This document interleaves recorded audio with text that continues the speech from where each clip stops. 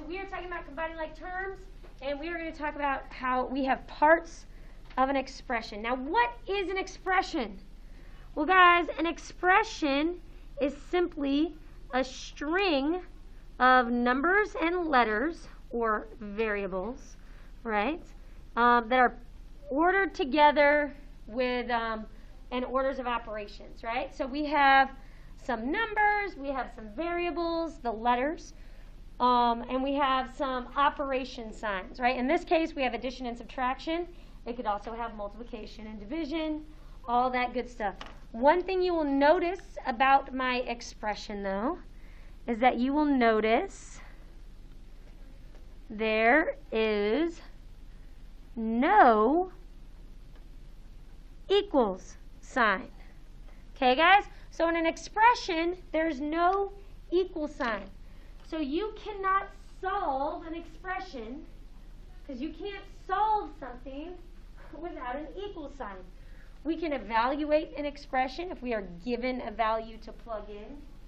We can simplify an expression. We can make it easier to understand, but we cannot solve an expression, okay?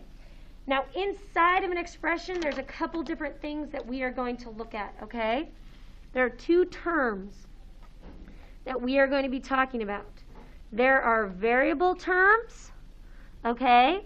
And these variable terms are terms with a variable, with a letter. A variable represents different, it's a letter that can represent different values at a given point, okay? So it can change, it can vary, all right? So that's why it's called a variable. So the variables in this expression are 7x, negative 5x, and 4x. So we have 7x, negative 5x, and 4x, all right? And there are also things called constant terms, okay? You will notice that the terms are separated by plus signs or minus signs. Do y'all see that? Or some sort of operation sign. So a term can be separated by an operation, okay? Now a constant term is a term without a variable. It is just a number. So I'm going to go ahead and circle our 3, our 8, and our negative 1 in this particular example. Okay, so constant terms are terms without a variable. They are constant. No matter what we change the value of x to be, those numbers, 3, 8, and negative 1, will never change, okay? They won't be able to be changed upon until we simplify them and combine them. But they are constant, okay? They do not change when x changes, okay? So those are called constant terms. Now, inside your variable terms, there's another little guy we're going to talk about, which is, or it's a part of your variable term, is a coefficient, okay? Or coefficients. Coefficients are the number next to the variable, okay? Sorry, I kind of made that one word, but it's supposed to be two. So coefficients are the numbers next to your variable. So in this case, my coefficients would be, let us see here, we have a 7. I'm going to go ahead and write it out to the side. We have a negative 5.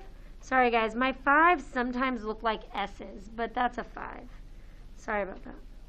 And then we have a 4, okay? So it's that number next to the variable. Do y'all feel good about that? Is this new vocabulary to anybody, or are these familiar? Good. They should be familiar. Okay. So now what we're going to do is we're going to talk about how to simplify an expression. Okay? We are going to simplify, simplify, no, not simplify. I'm going to fix that, sorry. That's why I say use a pencil. There we go.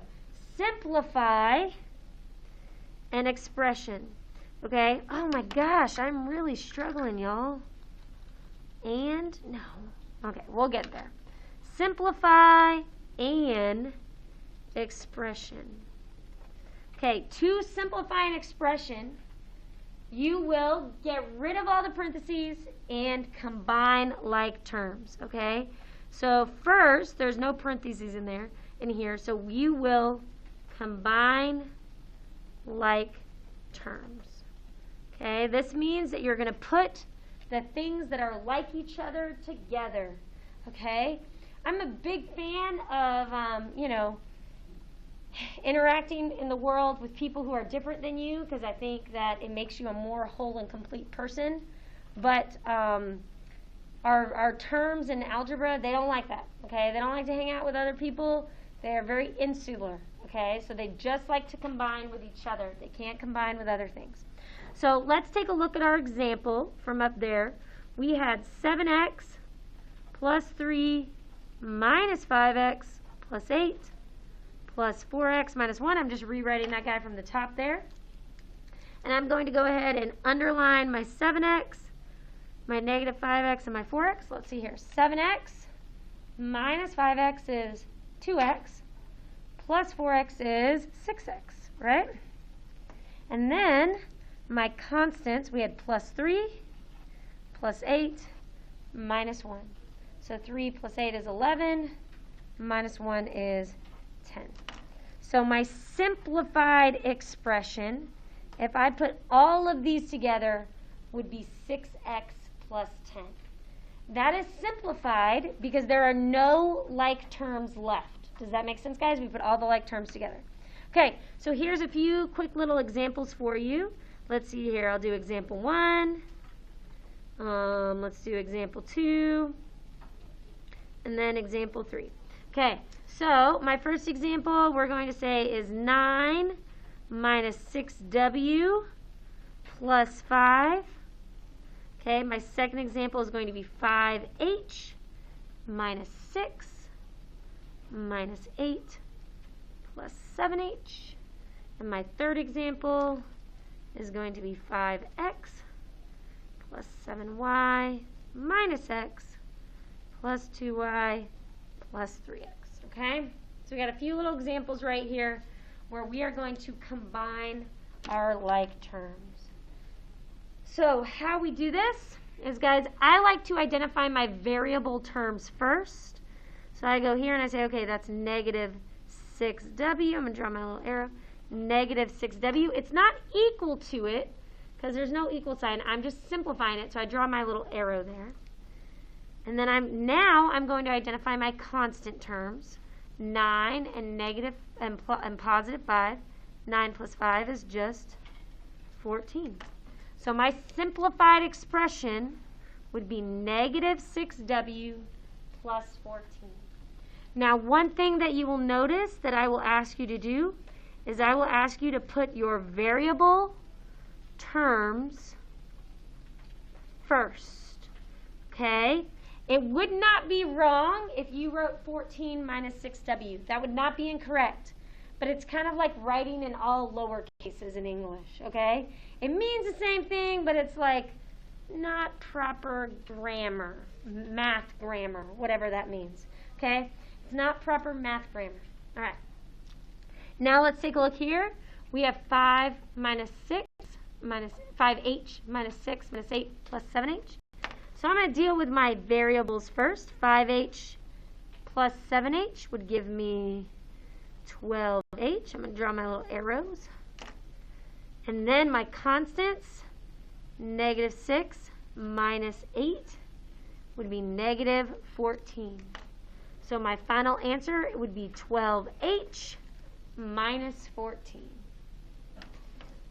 Now, one kind of weird thing I do is I write all my 7s with a little dash in the middle. You don't have to do that.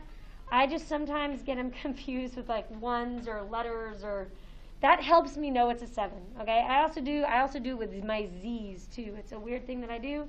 I don't know. I think I learned it from my dad actually. So, but it's cool. All right. Let's do the last one here. Okay, 5x, excellent, that's a variable term. Oh, 7y. That's a variable term, but is it the same variable as x? No, it's like apples and oranges. So remember, they're very insular. They don't like other people. So we're going to skip over the y. We're going to jump to our x here. So that's negative x. We don't want to deal with that y, so we're going to go over here to the 3x. So 5x minus x is 4x. Plus 3x is what, 7x? Yes. So we have 7x there. And then let's deal with our other term. We don't have any constants here. So I'm going to do 2 lines for this one so I don't get them confused. That's 7y and 2y. So that becomes 7 plus 2 is plus 9y. All right, y'all feel good about that? All right. So I'm going to leave this up for another minute while you guys get this down, our examples, and then we are going to move on to the next page, or my next page. If you guys don't have a next page, that's totally fine. If you guys are still on the same page, good for you. I write kind of big. Okay? We're in about 3 pages today. All right, y'all feel good about that? Does anyone need me to stay here, or can I move on? Cool. If you need me to stay, raise your hand. Otherwise, here we go. All right. So now, guys, we are going to go ahead and talk about some terms with exponents, okay? If you want to flip it over and do it on the back of your page, you're more than welcome to. My markers just kind of like bleed through, so I usually do single-sided, but if you're not using markers, if you're using pencil, just double-sided. Save the planet, okay? Okay. So terms with exponents, okay? We're going to talk about exponents. Exponents are those tiny little numbers in the top, right? And they indicate a power. They indicate you multiply something by itself multiple times. So, if a variable term has the exact same exponents, all right, we're talking exact same, or the exact same combination of variables and exponents, and we'll talk about that, comma. So if they have the exact same or the exact same combination of them, then they are like terms. Okay? So they have to have the exact same exponent to be the same term. If we have x and x squared, those aren't the same. Okay? And when we combine them, you do not change your exponents when combining. You only change the coefficient. Okay? If you're combining with add and subtraction, we do not change the exponents. You do change the exponents when you multiply and divide, but we don't get to that until like the end of the semester, okay? So you got some time.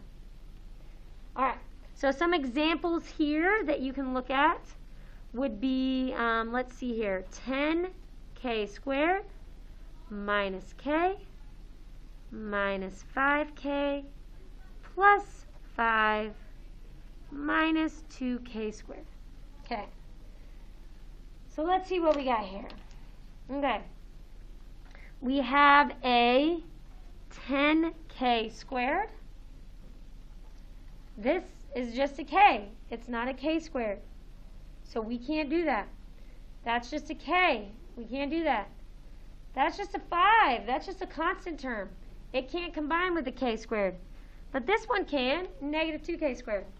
So that means we would be left with 8k squared for that term. And then we have negative k, negative 5k, You can't do that one together. So negative k and negative 5k. Remember, if it's a negative k, that's kind of like a negative 1k. Right? That invisible 1. Okay? So negative k and negative 5k, or negative 1k and negative 5k, gives us negative 6k. Okay? And then last but certainly not least, we have our constant term, which is plus 5. So when we combine these guys together, we are left with 8k squared minus 6k plus 5. All right? I'm going to write a couple more examples up here. You guys can try to do them. Okay, so I guess that's example 1. This one's example 2. And then example 3. Okay, so we got what? Negative 4ab. Oh, a squared b plus 7 plus 8a squared b. And then our example 3 is going to be x squared plus 2xy minus 7xy plus 4y squared. All right, so why don't y'all take a crack at those? See if you can combine those terms.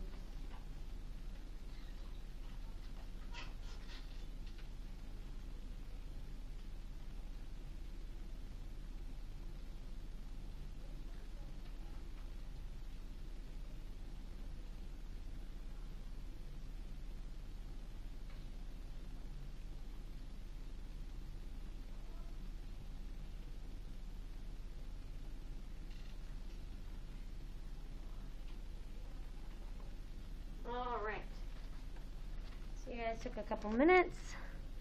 Let's see what we got. I'm going to go and do these kind of the long way here. So I have negative 4a squared b. That can go with positive 8a squared b, because they both have a squareds and they both have b's. If this was just 8a squared, you couldn't put them together. It needs to be exactly the same. All right, guys? It needs to be exactly the same. So that becomes 4a squared b. And then our little 7, it's just all on its own. There's nothing to combine it with. So it stays right there. Y'all feel good? Okay. Now let's take a look at our third example. We got x squared. Ooh, there's x's. Is there another x squared anywhere? No. So it's already simplified. That one's already combined. There's nothing to add or subtract. Ooh, and then we have 2 right here. We got 2xy and negative 7xy. Okay. So 2xy minus 7xy would give me negative 5xy. And then, ooh, I don't have this open yet. Okay. And then, oh, this is a totally different variable here. 4y squared. That's not like anything else. So this is plus 4y squared. Now, in this particular problem, there was no constants, right? It was all variable terms, but they were 3 different variable terms, so we had to keep them separate. So this right here, there's no like terms anymore. We combined the like terms together, okay? Now, this is simplified. There's no parentheses. There's no like terms, okay? All of these are none of those are alike. All right, so now, guys, a little bit of practice for you guys. I want you to give the perimeter of each shape. All right, guys, the perimeter is the sum of all sides. All right, guys, so the perimeter is the sum of all sides. Okay, it's when you add up the outside edges of all things. All right? So example number 1 down here. Let's see here. I'm going to draw a lovely little triangle. Are y'all cool with that? I guess you are. You don't have much of a choice, do you? 5a minus 1. 4ab. All right, guys. I want you to find... Is it okay if I move this up? Are y'all good with that? Do I need to keep it down for anybody? If so, raise your hand, because I don't want to get it out of the way. All right. And then our rectangle is going to be right down here.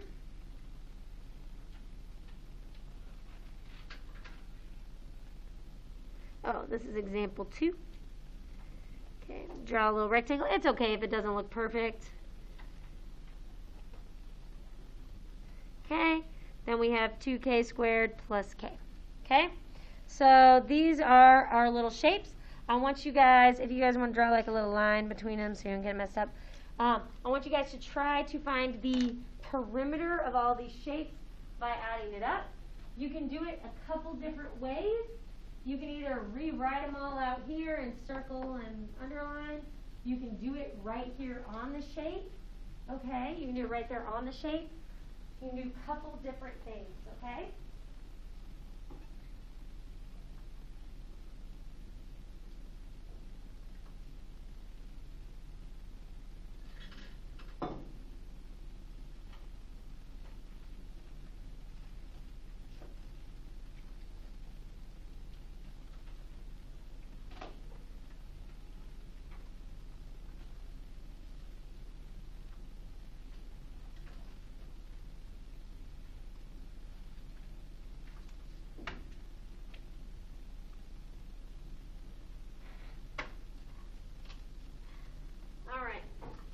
So personally, I do it a couple different ways.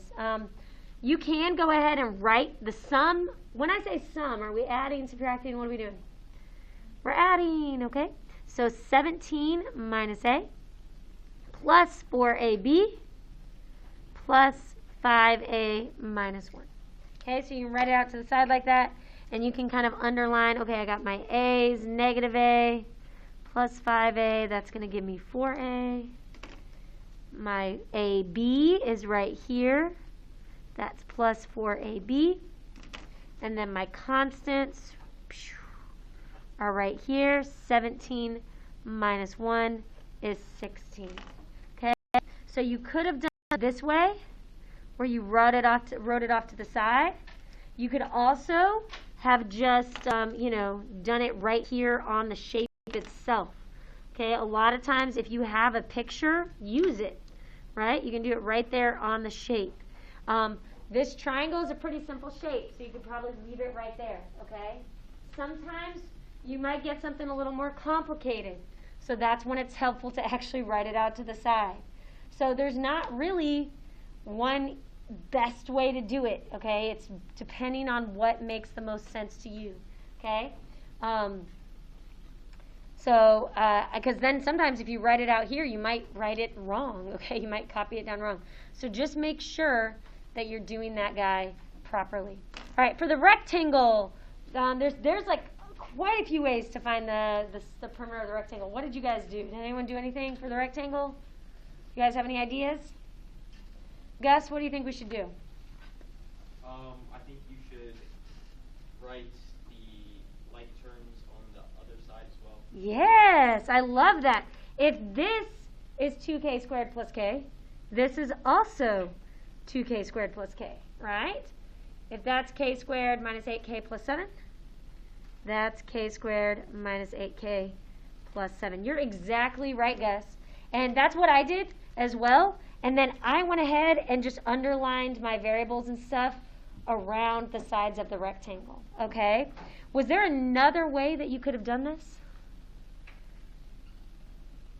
Did anyone use multiplication at all if they did it? Yeah, what did you do? Okay, and it's, oh, dang it. I'll get it. It's Alex, right? Yes, okay. Alex, what did you do? I combined like terms from the two sides, and then I multiplied each by 2. So you combined these two first, and then you multiplied each one by 2. That's another great way to do it, because really it's just this doubled, right? So that's an awesome way to do it. In my other class, they doubled it, and then combined it. So there's actually 3 ways you can do this one. Let's go ahead and break it down.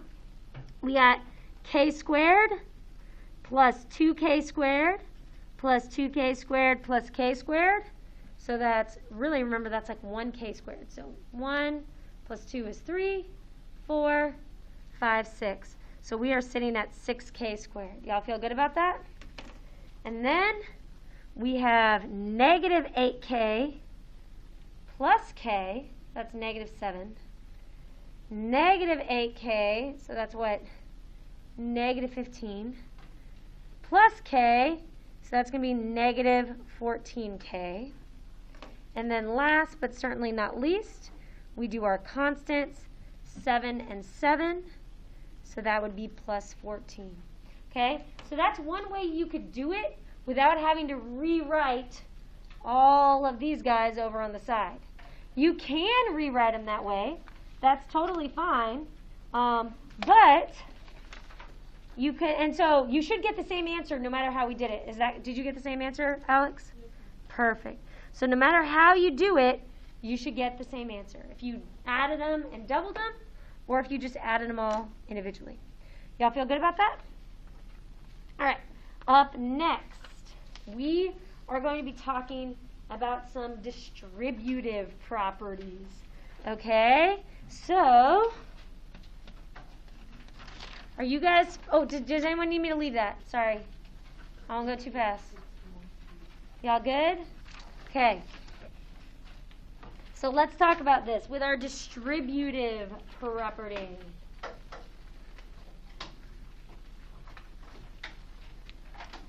Alrighty. Keep losing things. Here we go. Turn your page. All right. All right. So does anyone know, so distributive property is when we distribute something, right? So if I'm your teacher and I need to distribute papers to you, I am one person and I will give a paper to each person in the classroom, right? I used the example of money last period, and then I was like, wait, I'm not going to give you money, but I'll give you papers, okay? So, but I was like, oh, that's like a false hope, so I won't use money anymore. All right, so we have A. This is an example. This is, or not an example, this is a description of the property. When you have A times B plus C, a way that we can write that is with these little arrows. Have you guys ever used these little arrows before in algebra, or 8th grade? Cool. Okay. Some people, it's brand new. It just depends on which school you came from.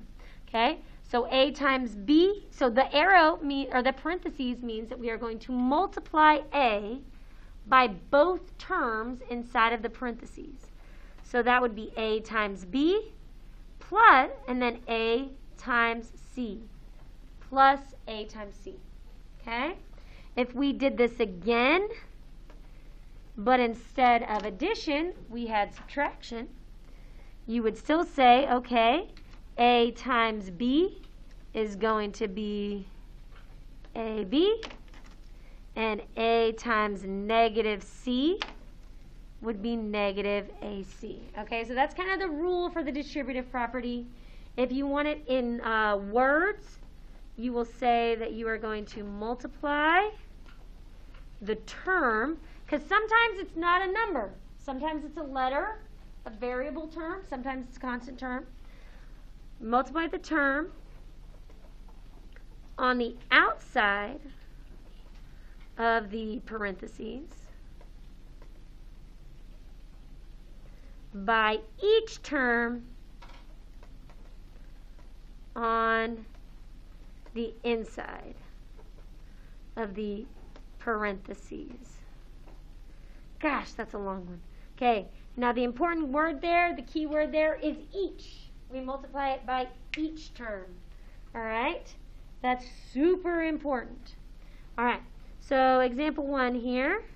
We are going to start off nice and simple. We got 2 times x minus y plus 8. And we want to see what is that going to turn into. Well, let's see here. We're going to say 2 times x. That gives me 2x. 2 times negative y. Remember, you can also put a little negative 1 in there, right? If you want to put your invisible 1, all right? Whenever you see a negative sign like that, it's like an invisible 1. 2 times negative 1y would be negative 2y. And that's kind of like a 1x, right? And then 2 times 8 is just plus 16. So our final simplification of this, if I was going to simplify this, would be 2x minus 2y plus 16. All right, let's take a look at another example here. We're going to say negative m minus 2. Okay, Now you're like, but Miss Humanek, there's no term in front of it. It's just a minus sign. But remember, that's kind of like a negative 1. So you have to distribute that negative sign. You have to distribute that negative. Okay? If there's a negative on the outside of the parentheses, it's going to flip everything inside the parentheses. So that would be negative m plus 2. Okay? So that becomes negative m plus 2. So it flipped both signs, because a negative times a positive is a negative, but a negative times a negative is a positive. All right? So if there's a negative in front of that parentheses, treat it like a negative 1.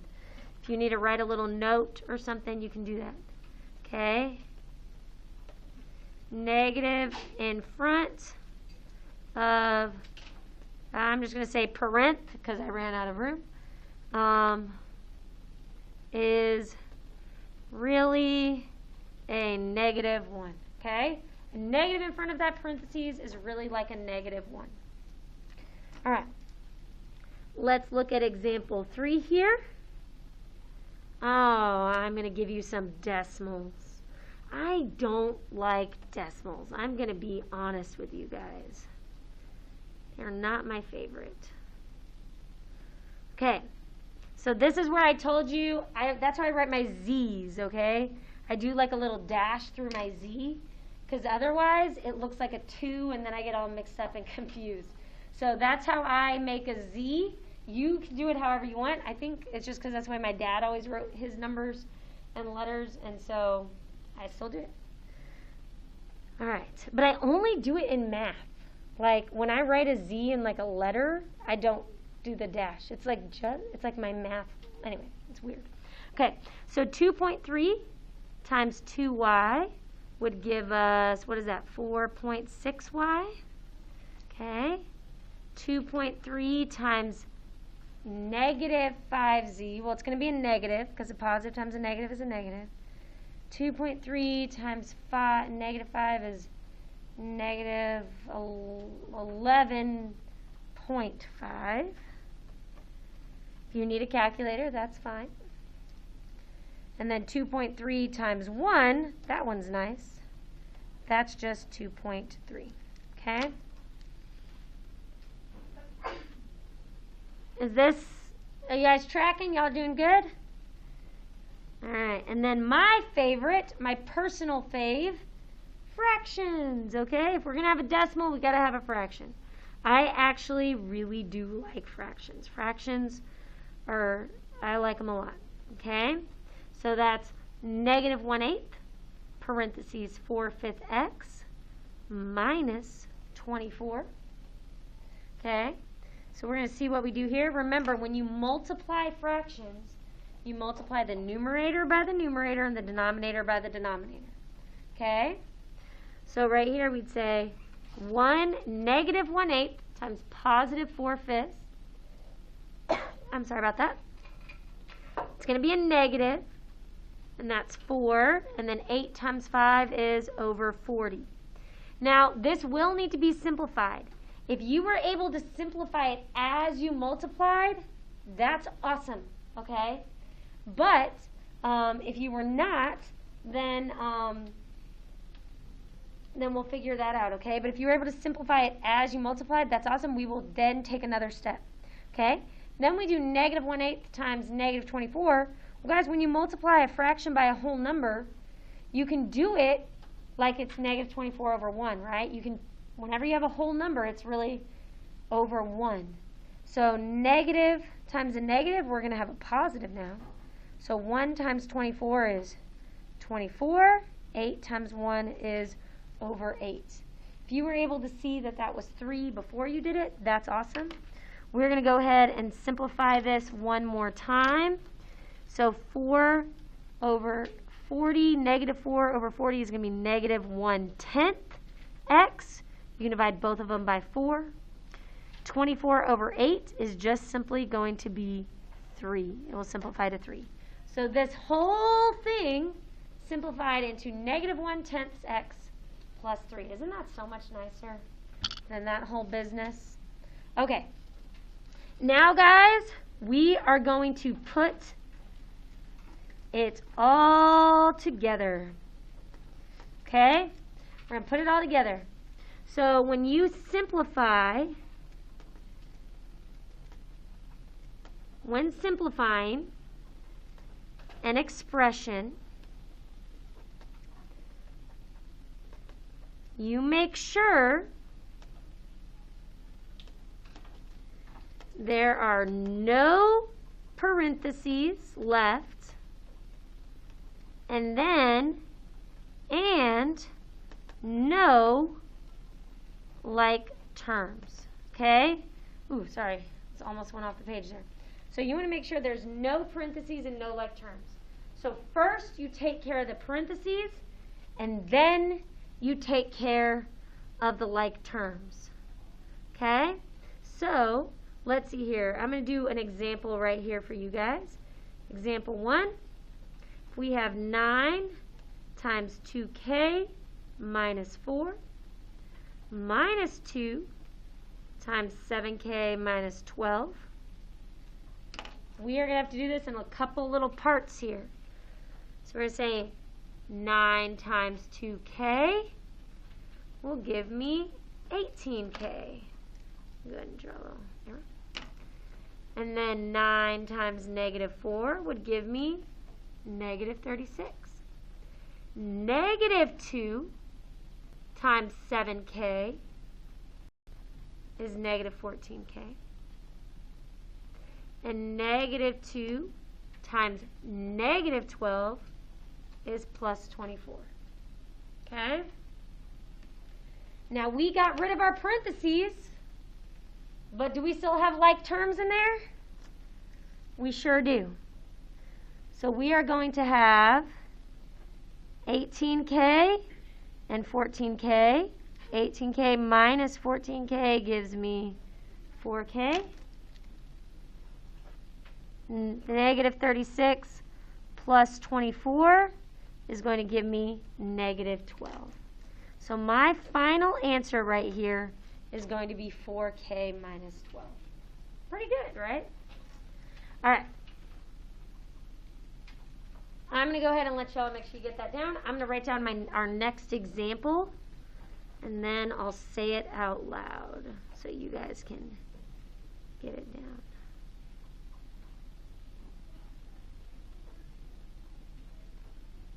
Okay. All right, so our second example is going to be 6 plus 8 times 4w, or 8 parentheses 4w minus 7, close parentheses, minus parentheses 2w plus 1, close parentheses. Okay? So when we do this, we first have to get rid of the parentheses, okay? So this 6, we can't add the 6 and the 8 yet. We got to take care of the parentheses first. Remember PEMDAS, guys? P-E-M-D-A-S, right? You got to take care of your grouping symbols first. So when we're simplifying, we're not going to touch that 6 yet. It's going to stay where it's at, okay? But then we are going to try to get rid of these parentheses. So 8 times 4w is 32w. 8 times 7 is negative 56. Oh, what do we do with this negative sign, y'all? Yikes. What do you think? Yeah, we turn it into a negative 1. That's exactly right. Thank you, Ian. Okay, so when you can also just distribute the negative sign, because then this becomes negative 2w minus 1. Okay, because negative 1 times 2w is negative 2w. Negative 1 times positive 1 is negative 1. So now that we have these, now we can combine like terms. So I'm going to take my 32w and my negative 2w to get me, what do we get here, y'all? Yeah, just 30w. Perfect. Now I have to take all of my constant terms. There's no other variables. So I'm going to take all my constants. We have 6, negative 56, and negative 1. So 6 minus 56 is negative 50. Minus 1 is negative 51. Okay? So our final answer is 30W minus 51. Okay? Now, quite a few people in my first period added that 6 and the 8 together first. Okay? So then they had 14. 14 minus 4W is going to be way different. It's going to give you a way different number, okay? You're going to be getting way up there. And 14 times 7, that's a huge number, okay? So you're going to be getting way up there. And it's not, we want to make sure that we distribute first before we add and subtract. Y'all good with that? Okay. Now, example 3, I'm actually going to let you guys do these on your own. These are some of my favorite little fraction ones here. So we have 9/4 times 10/3 x minus 4 minus 1/4 2x minus 8. I'm going to give you all a little bit more room here. Then we have example 4. Let's see here. 7/8. Sorry about that. 7/8 times 4/5 x plus 16 plus 3/5 times 1/2 x minus 10. Okay? So I want you guys to work on distributing and simplifying those fractions. And then, guys, we are in here for about 33 more minutes. And you guys can go ahead and get started on your homework. All right?